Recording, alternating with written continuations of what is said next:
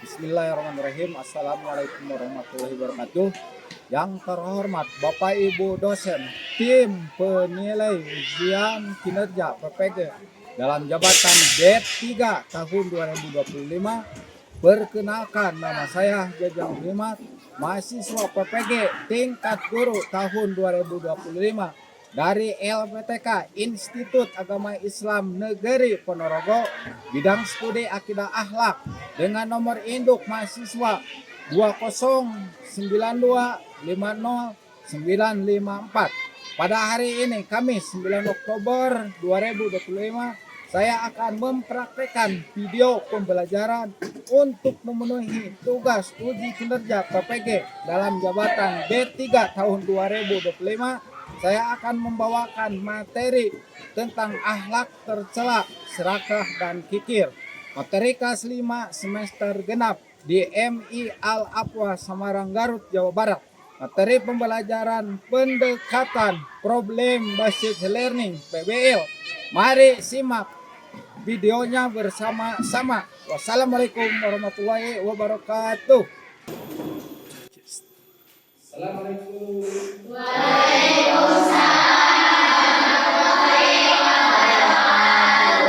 Selamat pagi anak-anak.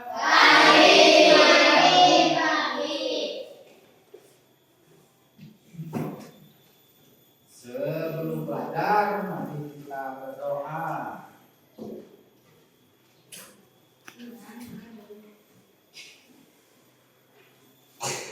Sebelum belajar, mari kita berdoa dimulai. Berdoa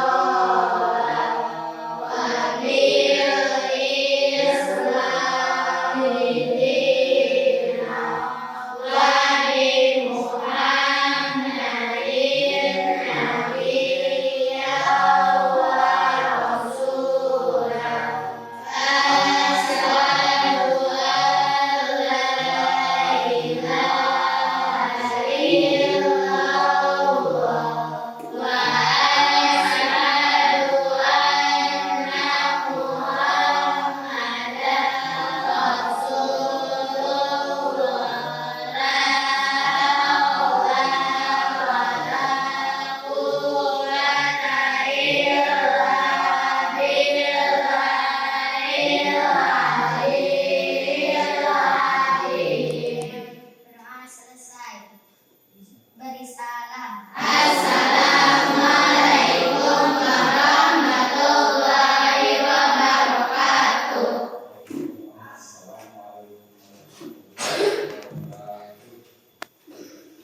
Sebelum ke materi, mari kita absen dulu. Nomor 1, Muhammad Al-Faroh Hasanuddin. Abinaya Fakihah Tani. Puja Astuti. Rusi Novita Tari. Urfa Apiyah. Fahri Sulaiman. Peral Salinda. Hilda Siti Nuraini. Sita Salisa Al-Aujiah. Hilda Siti Nuraini. Siti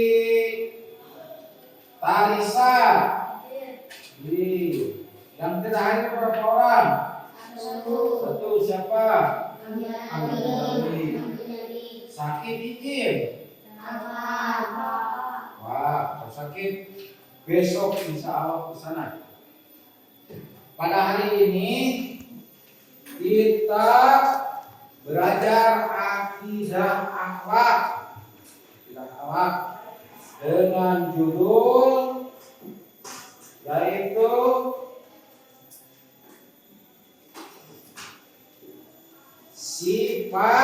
sifat serakah dan kikir.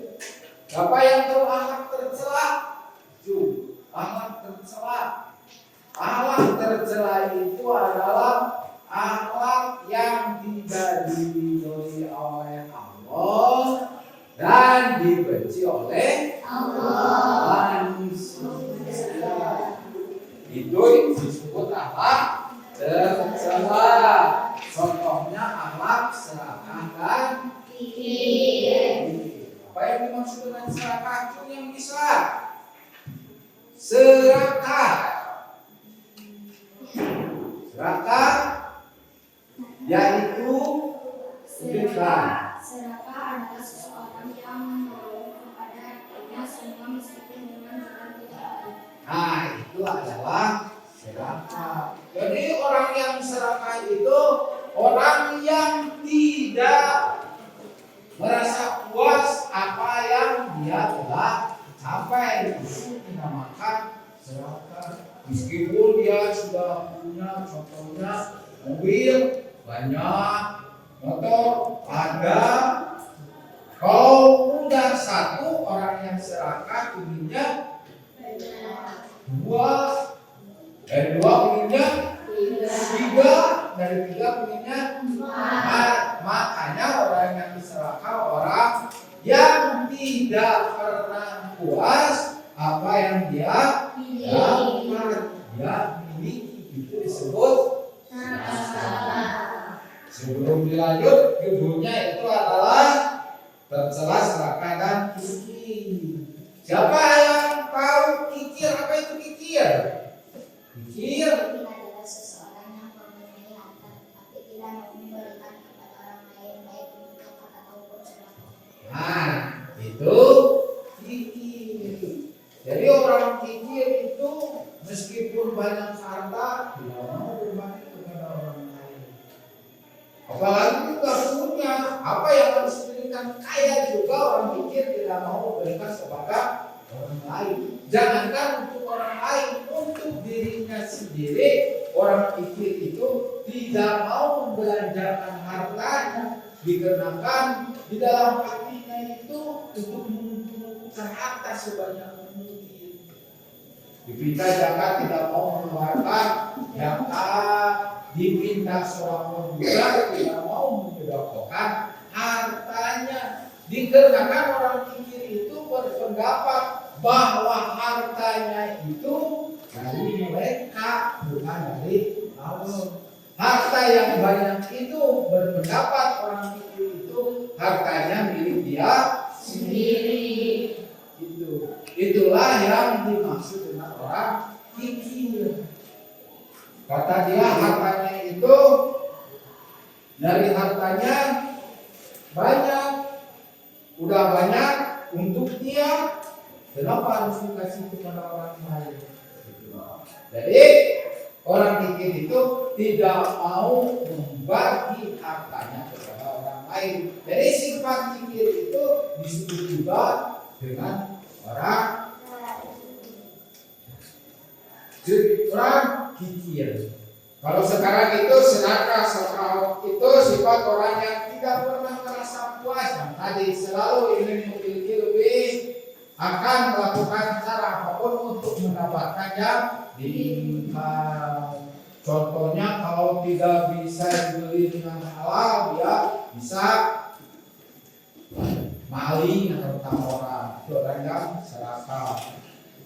Meskipun dengan cara apapun, dia asalkan tercapai tujuannya, dia halalkan segala cara. Makanya dari itu kita semuanya jangan bersifat serakah dan kikir. Karena kedua sifat itu adalah penyakit batin. Tidak terlihat. Orang kikir biasa-biasa saja, orang serakah biasa-biasa saja. Padahal dia itu sakit, cuma sakitnya sakit hati. Gitu ya. Nah, sebelum acara dilanjutkan, kita mau tanya dulu yang mampu menjawab. Sebelum materi dilanjutkan, pertanyaannya, apakah kalian pernah merasa tidak puas kalau sudah mendapatkan sesuatu yang kalian inginkan? Pernah tidak?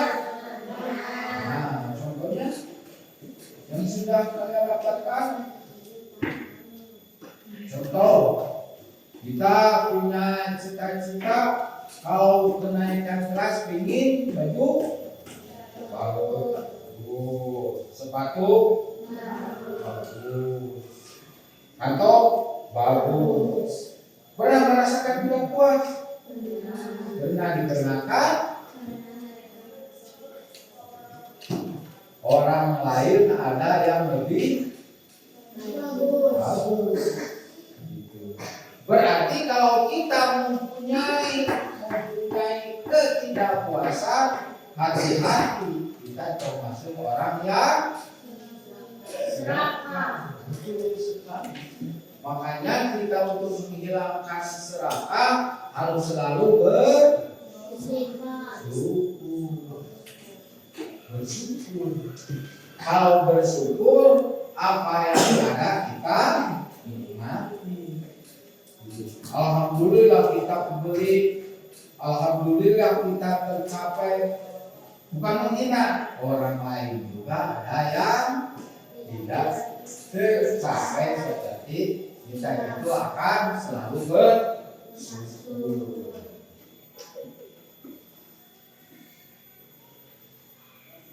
Pernahkah kalian melihat seseorang yang tidak mau berbagi meskipun melihat banyak hartanya? Pernah? Pernah tidak? Pernahkah orang lain kalau kita banyak harta, banyak jajanan, banyak rezeki, kalau kita tidak mau membagi kepada orang lain, berarti kita sudah termasuk ya. Jadi kita gampang perbedaan serakah dan pikir. Kalau serakah mengumpulkan harta sebanyak-banyaknya, kalau pikir tidak mau membagi kepada orang lain. Tetapi tujuan sama untuk mengumpulkan harta sebanyak. Tujuannya sama, cuma caranya berbeda. Dan selanjutnya, mengapa orang yang serakah justru sering merasa tidak bahagia? Kenapa orang serakah tidak bahagia? Cuma siapa yang tahu? Yang serakah selalu tidak bahagia. Apa penyebabnya? Karena orang serakah itu tidak puas. Selanjutnya,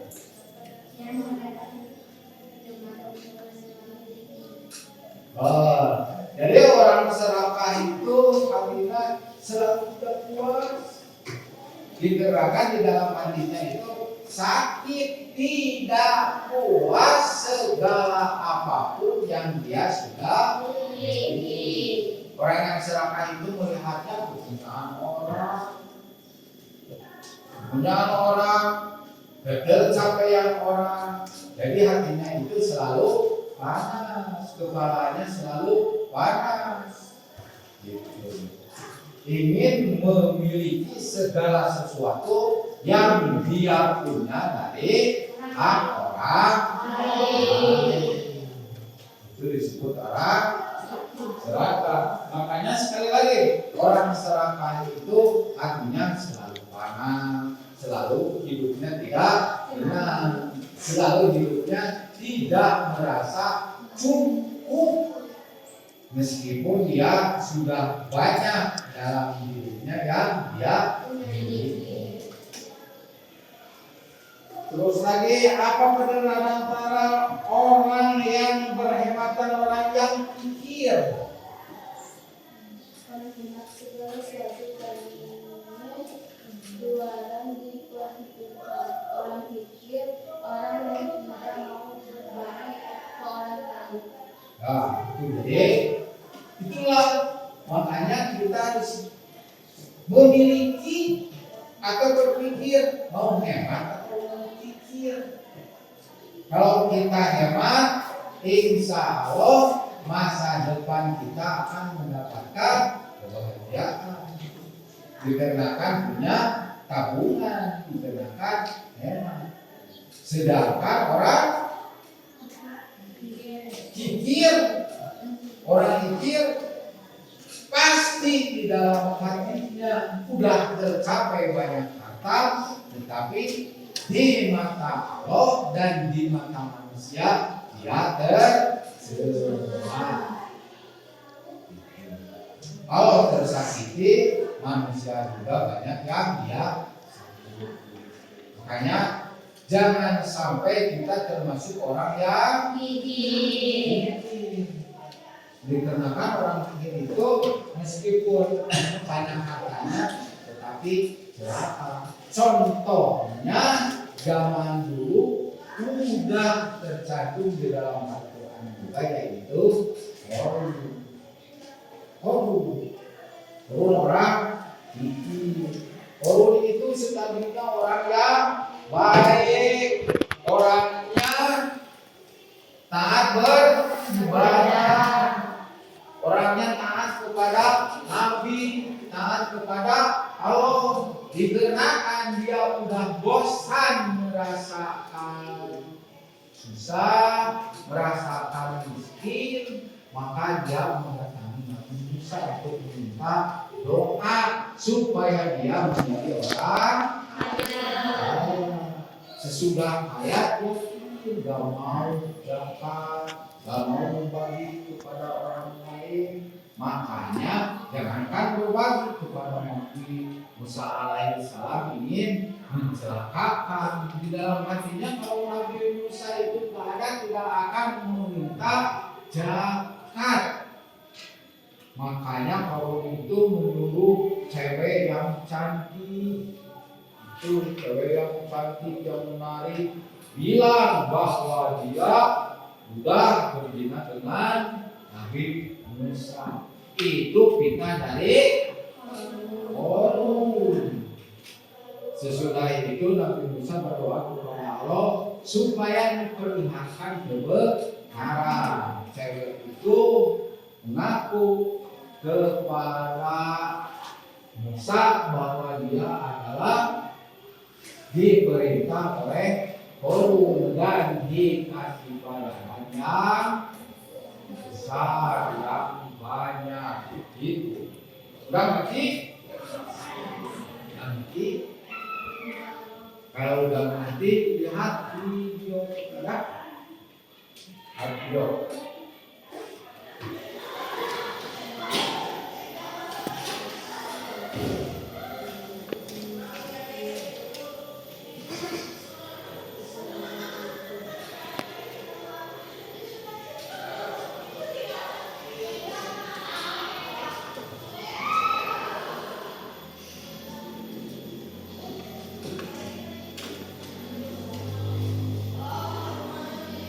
Korun itu adalah orang kikir, orang terkaya. Lihat aja itu petinya banyak, peti emas, peti kunci-kunci. Nah,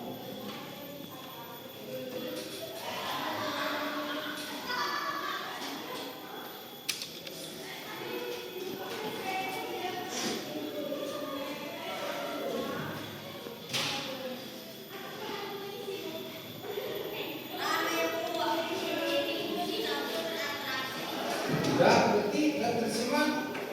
Kalau udah ngerti, udah tersimak, mari kita kerja kelompok.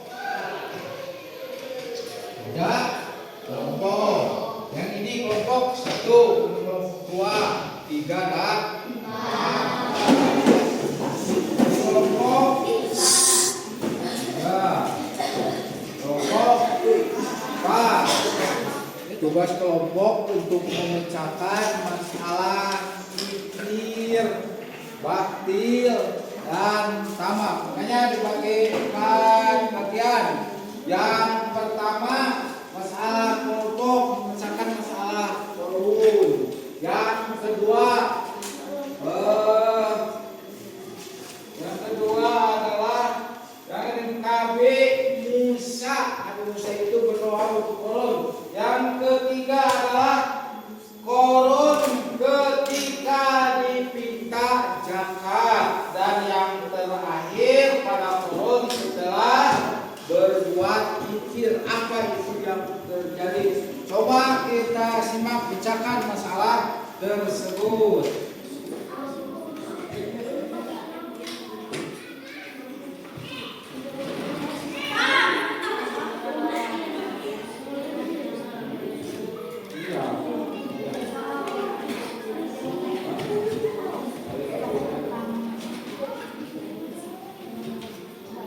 Kelompok 1 terdiri dari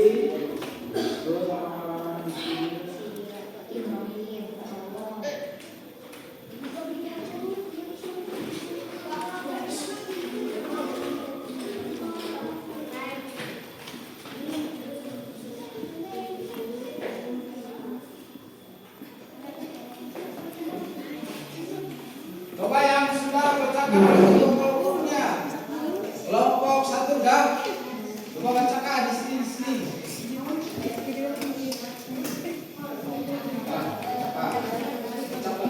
Lihat ke depan kepada teman-teman kita. Lihat ini.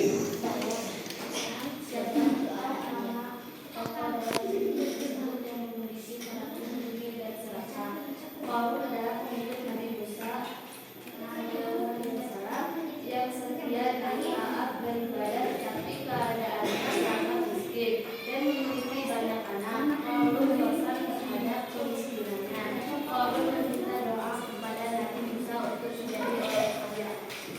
Ya, kelompok 1. Terima kasih. Tepuk tangan.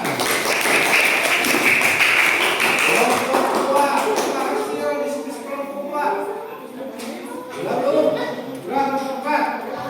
Ke depan.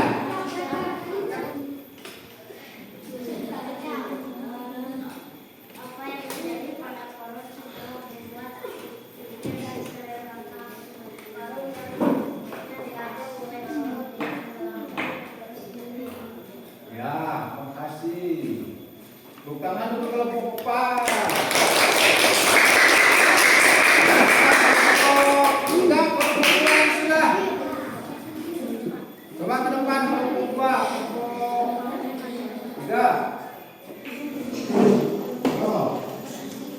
Kelompok 3 hasil kelompok 2. apa yang dilakukan Nabi Musa ketika berdoa kepada Musa ketika berdoa kepada Allah mendoakan kaum Israel menjadi Ya, tepuk tangan. Kelompok 3. Coba ke depan kelompok 3.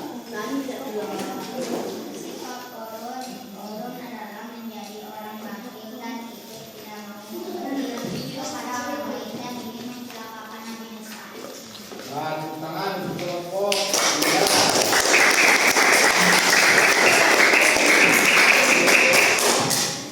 Sudah, alhamdulillah mengerti semuanya. Sekarang adalah kesimpulan.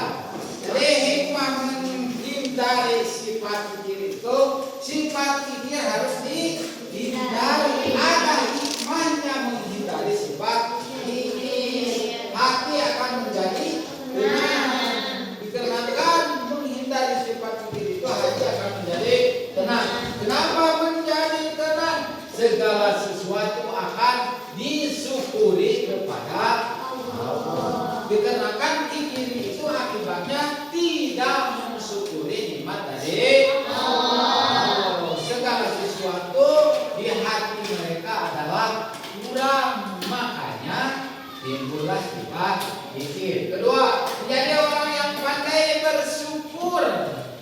Tuh. Kalau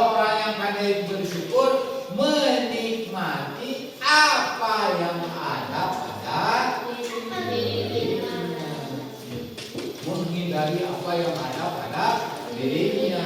Orang lain kok belum tentu hidup seperti kita, makanya kita akan selalu bersyukur. Kata Allah lain satu lagi pun walaupun kapanpun inna adzabila sadid. Kalau orang selalu bersyukur akan ditambah-tambah nikmatnya oleh Allah. Sebaliknya kalau tidak mau bersyukur maka tunggu dari Allah. Tidak mau bersyukur mah daripada untuk malah kurang. Yang ketiga, memiliki kepedulian. Mereka akan memiliki kepedulian, mau membagi, mau menolong kepada orang lain. Itu hikmahnya menghindari sifat yang selanjutnya, hikmah menghindari sifat serakah. Sifat serakah itu harus dihindari. Satu, semangat dalam menjalani ibadah. Artinya akan bersyukur. Yang telah kita capai itu menghindari sifat serakah. Kedua, menggunakan cara yang halal dalam memperoleh rezeki. Kalau tadi serakah segala dihalalkan, kalau hikmah menghindari akan selalu mencari rezekinya itu dari yang halal. Ketiga, mudah berbagi dengan orang yang membutuhkan. Orang yang membutuhkan kita bantu. Kalau kita mampu bantu oleh harta, kalau tidak punya harta bantu oleh pikiran, kalau tidak bisa juga bantu oleh doa. Yang selanjutnya pola hidup menjadi sehat kan teratur. Udah ngerti? Kalau udah mengerti, sesi terakhir yaitu ulangan.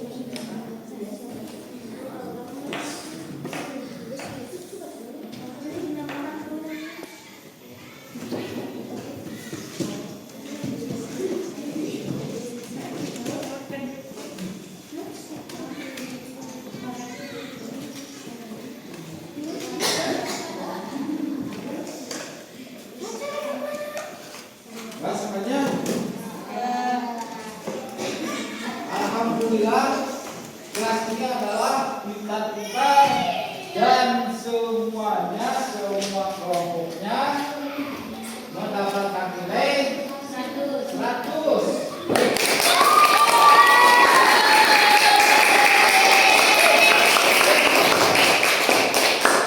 Ini sudah mendapat nilai 100 berarti tidak perlu diadakan remedial.